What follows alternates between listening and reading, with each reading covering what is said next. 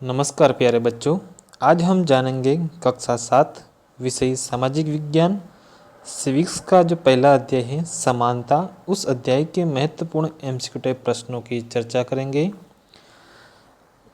प्यारे बच्चों, आप हमारे चैनल के अंदर नए हो तो हमारे चैनल जय सर एकेडमी को सब्सक्राइब करें ताकि आने वाले सभी वीडियो की जानकारी आपको मिलती रहे, ताकि आप अच्छे नंबर से आगे बढ़ सके। तो आइए शुरुआत करते हैं इस अध्याय की महत्वपूर्ण प्रश्नोत्तरी। प्रश्न पहला है कि निम्नलिखित कथनों पर विचार करें और कौन सा कथन सत्य है वो हमें पहचानना है। पहला कथन दिया गया है यहाँ पे कि संविधान में उल्लिखित समानता के अधिकार के अनुसार कानून सभी के लिए समान है, अर्थात प्रत्येक व्यक्ति यानी देश के राष्ट्रपति से लेकर कामगारों तक सभी को समान कानून का पालन करना है। तो ये बिल्कुल सही है। दूसरी कथन दिया गया यहाँ पे, किसी भी व्यक्ति के साथ उसके धर्म, जाति, वंश या जन्म स्थान या लिंग के आधार पर भेदभाव नहीं किया जा सकता। बिल्कुल सही है। तो ऑप्शन देख लेते हैं, केवल पहला, केवल दूसरा, पहला और दूसरा दोनों, या इनमें से कोई नहीं। तो राइट आंसर आएगा ऑप्शन थर्ड, पहला और दूसरा दोनों। आगे बढ़ते प्रश्न नंबर 2 की तरफ। स्कूल में दोपहर का भोजन यानी कि मिड डे मील देने की योजना सर्वप्रथम किस राज्य में प्रारंभ की गई थी? राज्य के नाम दिए गए हैं आंध्र प्रदेश, तमिलनाडु, बिहार या महाराष्ट्र। तो राइट आंसर आएगा, जो मिड डे मील की जो शुरुआत है सबसे पहले तमिलनाडु में की गई थी। प्रश्न नंबर 3, निम्नलिखित कथनों पर विचार करें और कौन सा कथन सत्य है पहचानिए। तो कथन यहाँ पे ए और बी दोनों दिए गए हैं। पहले कथन ए की चर्चा करते हैं। रोजा पार्क्स की विद्रोही प्रतिक्रिया से अमेरिका में अफ्रीकी अमेरिकियों के साथ और समानता को लेकर एक विशाल आंदोलन सिविल राइट्स मूवमेंट कहलाता है। बिल्कुल सही है। ऑप्शन सेकंड, अमेरिका के 1964 के नागरिक अधिकार अधिनियम ने नस्ल, धर्म और राष्ट्रीय मूल के आधार पर भेदभाव को निषेध कर दिया। वह अफ्रीकी अमेरिकी बच्चों के लिए स्कूलों के दरवाजे भी खोल दिए गए। बिल्कुल सही है।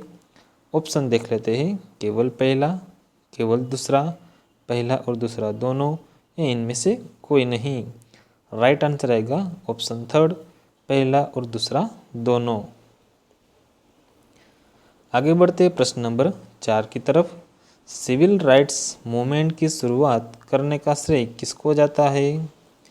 रोजा पार्क्स, अफ्रीकी, विलियम पार्क्स, या इनमें से कोई नहीं। तो राइट आंसर आएगा रोजा पार्क्स।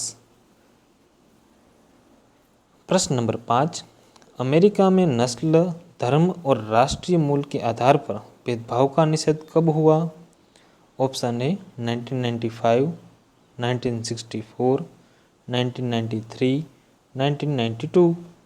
तो राइट आंसर आएगा, जो अमेरिका में जो ये नस्ल, धर्म और राष्ट्रीय मूल के आधार पर जो भेदभाव है वो ख़त्म किया गया 1964 में।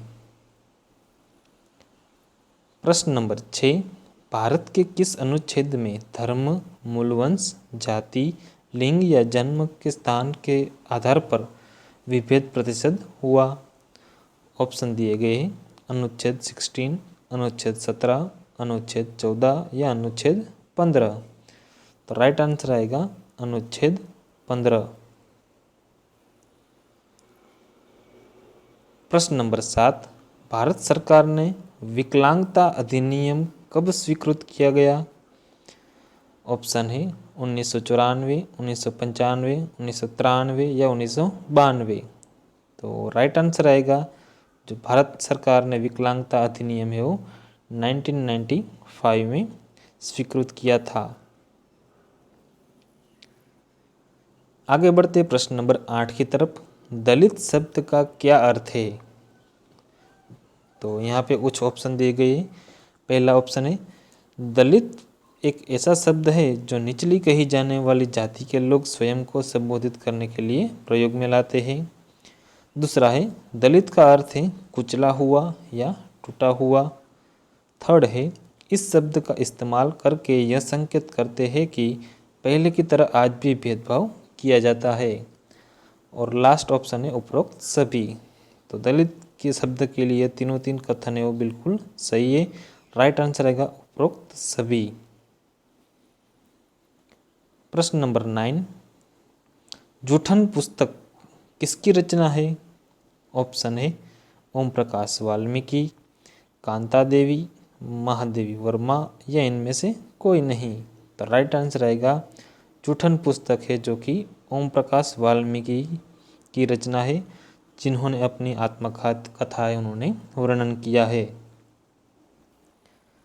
आगे बढ़ते प्रश्न नंबर 10 की तरफ। लोगों के साथ असमानता का व्यवहार क्यों होता है? क्योंकि जाति लिंग के आधार पर, ऊंच नीच में, धर्म में या सभी में। तो लोगों के साथ जो असमानता का व्यवहार है वो सभी यानी कि जाति लिंग में भी देखने को मिलता है, ऊंच नीचे में भी देखने को मिलता है और धर्म के आधार पर देखने को मिलता है। इसलिए राइट आंसर आएगा उपरोक्त सभी। प्रश्न नंबर 11, संसद क्या है? ऑप्शन है लोकतंत्र। संसद क्या है? ऑप्शन है लोकतंत्र का आधार स्तंभ है। बिल्कुल सही। हम अपने निर्वाचित प्रतिनिधियों के माध्यम से उसमें प्रतिनिधित्व पाते हैं। बिल्कुल सही। उपरोक्त दोनों या इनमें से कोई नहीं। तो राइट आंसर आएगा जो ऑप्शन थर्ड उपरोक्त दोनों। नेक्स्ट प्रश्न नंबर 12, समानता को स्थापित करने के लिए संविधान में क्या प्रावधान है? तो ऑप्शन देखते हैं। संविधान को समानता प्राप्त करने के लिए कानून की दृष्टि में हर व्यक्ति समान होना चाहिए, तभी देश के अंदर एक प्रकार से समानता लाई जा सकती है। दूसरा ऑप्शन है धर्म, जाति, वंश, जन्मस्थान और स्त्री पुरुष होने के आधार पर भेदभाव नहीं किया जा सकता। बिल्कुल सही है, तभी देश के अंदर बच्चों समानता आ सकती है। थर्ड है अस्पृश्यता यानी कि छुआछूत की भावना को उन्मूलन कर दिया गया है, तभी देश के अंदर समानता आएगी। इसलिए राइट आंसर आएगा उपरोक्त सभी। आगे बढ़ते प्रश्न नंबर 13 की तरफ। शासन ने संविधान द्वारा मान्य समानता के अधिकार को कितने तरह से लागू किया है? ऑप्शन है 2 तरह से। पहला कानून के द्वारा, थर्ड ऑप्शन है कि दूसरा सरकार की योजना व कार्यक्रम के द्वारा। तो बिल्कुल सही है, राइट आंसर आएगा उपरोक्त सभी। प्रश्न नंबर 14, भारत के संविधान के अनुच्छेद 15 में क्या कहा गया है? तो हमारे जो संविधान के अनुच्छेद 15 है उसमें समानता के आधार पर जोर दिया गया है, जिसमें कोई भी धर्म हो, जाति हो, लिंग हो, जन्म स्थान के आधार पर भेदभाव नहीं करना चाहिए, ये जानकारी दी गई है। दूसरी बात, राज्य किसी नागरिक के विरुद्ध केवल धर्म, मूल वंश, जाति, लिंग, जन्म स्थान के आधार पर कोई भी भेद नहीं कर सकता। बिल्कुल सही।